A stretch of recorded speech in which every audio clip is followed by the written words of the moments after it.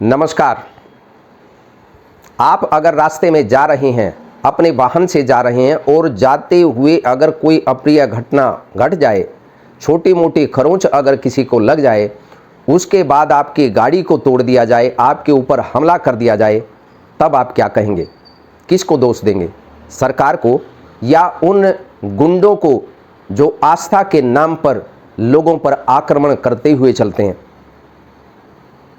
अभी सावन का महीना चल रहा है और आस्था का महीना है, ये भगवान भोले शंकर का महीना है।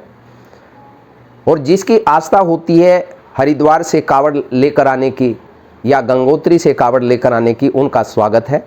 आस्था जिसकी भी है उस पर किसी भी प्रकार का कोई आक्षेप नहीं होना चाहिए। वो अपनी हिम्मत है, कौन कहाँ से कावड़ लेकर के आ रहा है और कहाँ जा कर के वो अपने मंदिर में भगवान भोलेनाथ को वो जल चढ़ाएगा। लेकिन क्या भगवान भोलेनाथ के भगत ऐसे हो सकते हैं? क्या किसी शास्त्रों में ये लिखा हुआ है कि अगर आपके साथ कोई अप्रिय घटना घट जाए या आपको कोई टच कर दे, आप उस पर आक्रमण कर दें?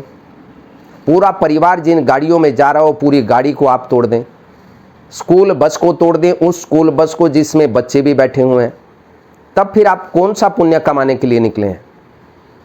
जो भगत होते हैं वो बहुत सहनशील होते हैं। संतों के मुख से हमने सुना है कि अगर आपको कोई दिक्कत हो गई है, कोई आपको अगर गालियां भी दे रहा है, तो आपको प्रत्युत्तर देने की ज़रूरत नहीं है। आप उन गालियों को ले ही मत, उन गालियों को लीजिए मत। जब किसी चीज़ को आप लेंगे नहीं तो देने वाले के पास ही रहेगी। अब सबसे बड़ा सवाल यहाँ ये खड़ा होता है कि ये कौन लोग हैं जो हर साल सावन के महीने में कावड़ यात्रा के दौरान कभी किस पर आक्रमण कर देते हैं, कभी किसी पर आक्रमण करते हैं, कभी किसी की गाड़ी को उलट देते हैं, शीशों को तोड़ देते हैं, उसमें बैठे हुए लोगों के साथ अभद्रता करते हैं, मारपीट करते हैं।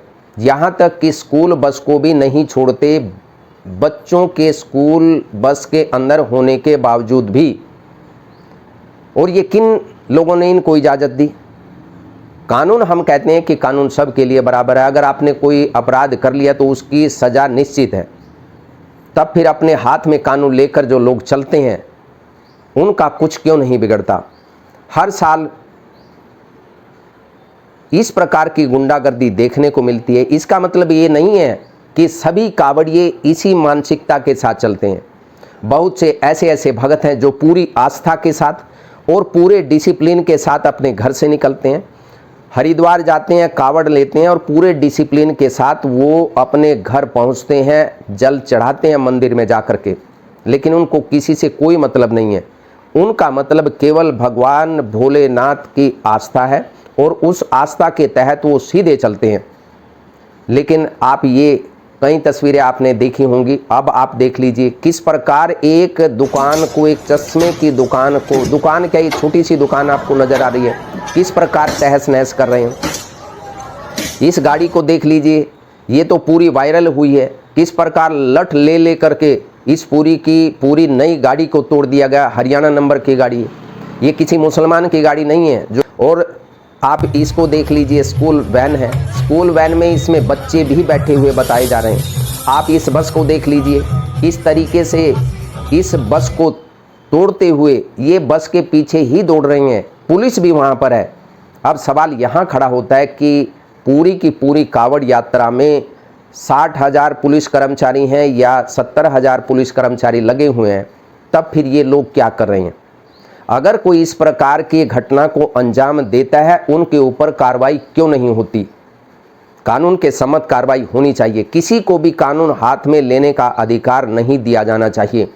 लेकिन आस्था के नाम पर अगर गुंडागर्दी को प्रबल तरीके से आगे बढ़ाने का काम किया जाएगा तो वो समय दूर नहीं जब इस प्रकार के गुंडा तत्व पूरे समाज का जीना हराम कर देंगे और सरकार को एक तरीके से कटघरे में खड़ा करते हुए सरकारों के अधिकारों को भी अपने हाथ में ले लेंगे।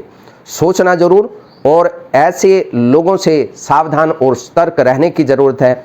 लेकिन ज़रूरत इस बात की है उन लोगों से सवाल करने की जिनकी जिम्मेदारी है व्यवस्था को दुरुस्त रखना। वो अपनी जिम्मेदारी को कितना और कितनी संजीदगी के साथ निर्वाह कर रहे हैं। कावड़ यात्रा के लिए जाने वाले सभी श्रद्धालुओं को हम नमन करते हैं और उम्मीद करते हैं कि सभी शिव भगत बिल्कुल शांतिपूर्ण तरीके से कावड़ लेकर आकर भगवान भोलेनाथ को जलाभिषेक करेंगे। बोलो हर हर महादेव, हर हर महादेव, हर हर महादेव।